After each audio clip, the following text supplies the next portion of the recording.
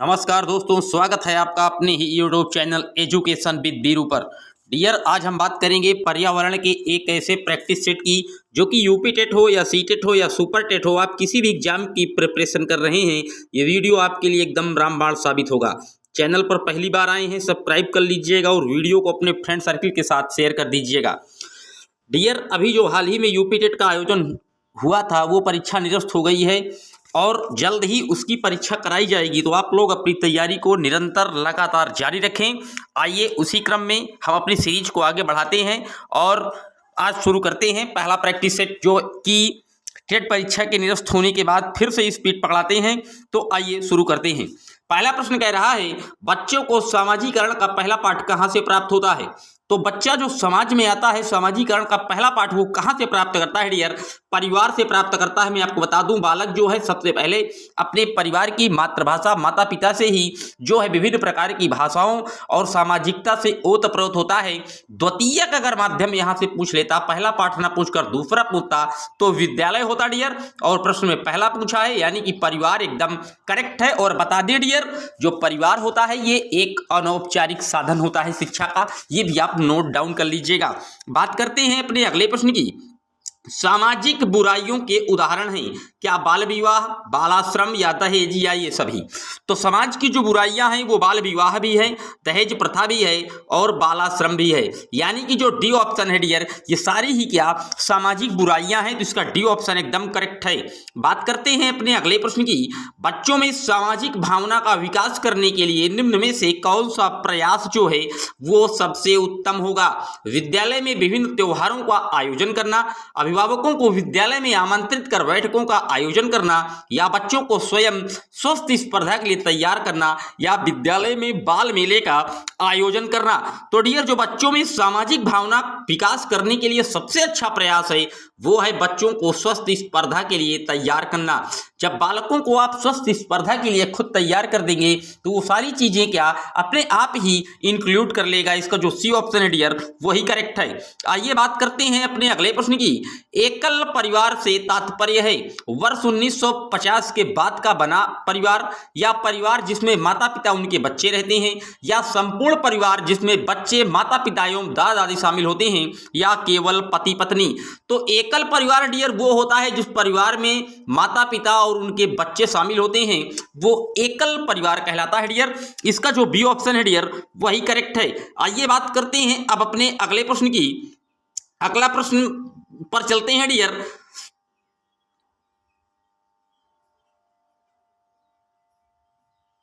एक second guys. Bharat में लड़के एवं लड़कियों की जो विवाह की न्यूनतम आयु है वो कितनी है? क्या भारत में लड़के और लड़कियों की विवाह की न्यूनतम जो योग्य आयु है पूछ रहा है, क्या 21 वर्ष व 18 वर्ष है, 18 वर्ष व 21 वर्ष है, 18 व 18 है, या 18 व 16 है? तो पहले लड़का लिखा है डियर, तो लड़के की जो आयु होगी वो 21 वर्ष होगी और लड़की की 18, यानी कि जो ए ऑप्शन है डियर वही करेक्ट है। आइए बात करते हैं अपने अगले प्रश्न की। कौन सी विशेषता परिवार की नहीं है? कम से कम 2 भिन्न लिंग वाले वयस्क साथ रहते हो, बिल्कुल सही है। प्रत्येक सदस्य की आय भिन्न जमा की जाती हो, यही गलत है डियर, क्योंकि जब परिवार है तो परिवार का एक जो मुखिया होता है डियर, उसी के खाते में सभी की आय और व्यय का ब्यौरा दिया जाता है। प्रत्येक सदस्य की जो आय है वो भिन्न भिन्न जमा नहीं की जाती। इसका जो बी ऑप्शन है डियर वही जो है इनकरेक्ट है और प्रश्न में गलत ही पूछा था। बात करते हैं अपने अगले प्रश्न की। 5 मौसमों का बाग स्थित है डल झील के समीप, महरौली के समीप, शांत घाटी के समीप, या ऊटी के समीप? तो डियर, जो 5 मौसमों का बाग स्थित है वो स्थित है डियर महरौली के समीप। बी ऑप्शन एकदम करेक्ट है, नोट कर लीजिएगा। प्रश्न बहुत ही अच्छा और उम्दा क्वालिटी का है। 5 मौसमों का बाग जो कि महरौली के समीप है डियर। परिवार का अनिवार्य कार्य क्या है? प्रजनन करना, गाना बजाना करना, सेवा करना, या कर्तव्य करना? तो परिवार का जो मेन कार्य है डियर वो रिप्रोडक्शंस को आगे बढ़ाना है, इंक्रीज करना है, यानी कि ए ऑप्शन प्रजनन जो है एकदम करेक्ट है डियर। बात करते हैं अपने अगले प्रश्न की। पारिवारिक विघटन का मुख्य कारण क्या है? औद्योगिकीकरण, बच्चे होना, धार्मिक होना, या एक साथ रहना? तो डियर, जो पारिवारिक विघटन का मुख्य कारण है वो औद्योगिकीकरण को माना जाता है। इसका जो ए ऑप्शन है डियर वही करेक्ट है। बात करते हैं अपने अगले प्रश्न की। संयुक्त परिवार में एक साथ रहते हैं, एक पीढ़ी के सदस्य, दो पीढ़ी के सदस्य, कई पीढ़ियों के सदस्य या चार पीढ़ी के सदस्य। तो जो संयुक्त परिवार होता है डियर, इसमें कई पीढ़ियों के सदस्य जो है एक साथ इंक्लूड होकर रहते हैं। इसका जो सी ऑप्शन है डियर वही एकदम करेक्ट है। एकाकी परिवार का आधार होता है छोटा, बड़ा, निश्चित या अनिश्चित। तो जो एकाकी परिवार होते हैं डियर, इसका जो आधार होता है ये छोटा होता है। एकाकी नाम से ही आप जान गए, एकाकीपन यानी कि अकेले या छोटे की बात कर रहा है डियर। इसका जो ए ऑप्शन है वही करेक्ट है। वीडियो अगर अच्छा लग रहा है, पहली बार आए हैं, सब्सक्राइब करें और वीडियो को ज़्यादा से ज़्यादा शेयर कर दीजिए डियर। आइए चलते हैं अपने अगले प्रश्न की ओर। 12वां प्रश्न कह रहा है, विवाह के बाद जो पति पत्नी के घर रहने वाले परिवार को क्या कहते हैं? पितृस्थानीय परिवार, मातृस्थानीय परिवार, संयुक्त परिवार या एकांकी परिवार। तो विवाह के बाद जो पति के पत्नी के घर रहने वाले परिवार को कहते हैं वो मातृ स्थान परिवार कहा जाता है। मातृ स्थान परिवार कहा जाता है डियर, नोट कर लीजिएगा। बात करते हैं अपने अगले प्रश्न की। परिवार का वंश पिता के नाम से चलने वाले परिवार को क्या कहते हैं? तो ये पितृवंशी परिवार कहा जाता है, जो कि पिता के नाम से चलता है डियर। ये भी आप नोट कर लीजिएगा। आपका सीटेट हो या टेट हो या सुपर टेट हो, उसमें परिवार नाम का एक चैप्टर है डियर, और वहीं से सारे प्रश्नों को इंक्लूड किया गया है। ये प्रश्न आपको आगे आने वाले एग्जाम में जरूर दिखाई देंगे डियर। तो आइए बात करते हैं अपने अगले प्रश्न की। परिवार की सत्ता माता के पास होने वाले परिवार को क्या कहते हैं? तो अगर माता के पास परिवार की सत्ता है डियर तो वो मातृ सत्तात्मक परिवार कहलाता है। बी ऑप्शन एकदम करेक्ट है। बात करते हैं अपने अगले प्रश्न की। National bureau of plant genetic resources कहाँ स्थित है? तो जो national bureau of plant genetic resources है डियर, ये स्थित है नई दिल्ली में। ए ऑप्शन एकदम करेक्ट है डियर। पति पत्नी एवं अविवाहित बच्चों वाले परिवार को कहते हैं, जिसमें पति पत्नी और अविवाहित बच्चे हों, उस परिवार को क्या कहा जाता है? क्या संयुक्त परिवार कहा जाता है, मूल परिवार कहा जाता है, विघटित परिवार कहा जाता है या संगठित परिवार कहा जाता है डियर? तो बता दें, जो पति पत्नी और अविवाहित बच्चों वाले परिवार है उसे हम मूल परिवार कहते हैं डियर, मूल परिवार। बी ऑप्शन एकदम करेक्ट है। बात करते हैं अपने अगले प्रश्न की। परिवार एक गृहस्थ समूह है, इसके लेखक कौन है? जॉनसन, ग्रीन, लूसी मेयर या रूसेक। तो परिवार एक गृहस्थ समूह है, अगर इसके लेखक की बात पूछी जाए तो ये लूसी मेयर का कथन डियर। इसका जो सी ऑप्शन है वही करेक्ट है। संगठन और आकार के आधार पर विवाह के कितने प्रकार हैं? 3, 2, 4 या 5। तो संगठन और आकार के आधार पर विवाह के 2 प्रकार माने जाते हैं डियर, नोट कर लीजिएगा। परिवार व्यक्तित्व का उद्गम स्थल है, ये कथन किसका है? तो परिवार जो व्यक्तित्व का उद्गम स्थल है, ये कथन प्रोफेसर रूसेक का है। इसका जो ए ऑप्शन है डियर वही करेक्ट है। समाज की सबसे महत्वपूर्ण संस्था क्या है? क्या परिवार है, गांव है, बच्चे हैं या राजा है?